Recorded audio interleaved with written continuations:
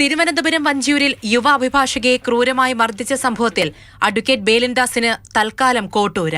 ഇത്രയും നിന്ദ്യമായ നടപടി ചെയ്ത അഭിഭാഷകൻ ബേലിൻദാസിനെ ഇന്നു മുതൽ പ്രാക്ടീസ് ചെയ്യുന്നതിൽ നിന്നും കേരള ബാർ കൗൺസിൽ വിലക്കിയിരിക്കുന്നു.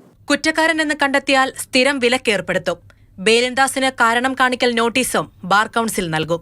ഇതിനെ സംബന്ധിച്ച് അദ്ദേഹത്തിന് ഷോക്കോസ് നോട്ടീസ് കൊടുക്കുവാനും തീരുമാനിച്ചിരിക്കുന്നു. ബാർ കൗൺസിലിന്റെ ഡിസിപ്ലിനറി കമ്മിറ്റിയുടെ തീരുമാനം വരുന്നതുവരെ, അതിന്റെ അന്തിമമായ തീരുമാനം വരുന്നതുവരെ ഈ അഭിഭാഷകനെ കോടതികളിൽ നിന്നും പ്രാക്ടീസ് ചെയ്യുന്നതിന് ബാർ കൗൺസിൽ വിലക്കിയിരിക്കുന്നു. മർദ്ദനത്തിൽ കവിളെല്ലിനും കണ്ണിനും ഗുരുതര പരിക്കുള്ള ശ്യാമിലി ഇന്ന് മെഡിക്കൽ കോളേജ് ആശുപത്രിയിൽ ചികിത്സ തേടി.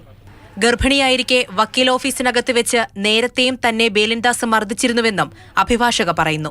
മുൻപ് മർദ്ദിച്ചിട്ടുണ്ട്, മുഖത്ത് കൈവച്ചു, അതുകൊണ്ടാണ് ഞാൻ അടിച്ചു എന്ന് പറഞ്ഞത്. അതായത് സാർ എന്തെങ്കിലും ഒരു ആക്ട് ചെയ്യും, അത് നമുക്കിഷ്ടപ്പെടില്ല, അതിന് പ്രതികരിച്ചാൽ അപ്പോൾ ദേഷ്യം വന്നിട്ട് ദേഷ്യത്തിൻ്റെ പുറത്ത്, കംപ്ലീറ്റ്ലി ദേഷ്യത്തിൻ്റെ ആ പെട്ടെന്നുള്ള ദേഷ്യത്തിൻ്റെ പുറത്ത് ചെയ്യുന്നത്, ഇതും അങ്ങനെ തന്നെ ചെയ്തതാണ്. ഉച്ചയോടെ അഭിഭാഷകയുമായി പോലീസ് വഞ്ചിയൂരിലെ ഓഫീസിലെത്തി തെളിവ് ശേഖരിച്ചു.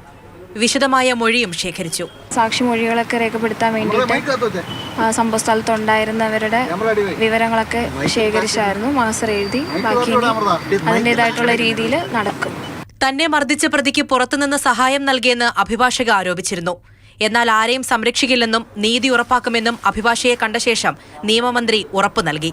ഗൗരവമായിട്ടുള്ള അച്ചടക്ക ലംഘനത്തിന്, പ്രൊഫഷണൽ മിസ്കണ്ടക്റ്റിനും നടപടി സ്വീകരിക്കണം എന്ന കാര്യം അവരോട് ഗവൺമെന്റ് തന്നെ ആവശ്യപ്പെടുന്നതാണ്. തീരുമാനമെടുക്കേണ്ടത് ബാർ കൗൺസിലിന്റെ അധികാര പരിധിയിലാണ് വിടുന്നത്. News desk, Mathrubhumi news.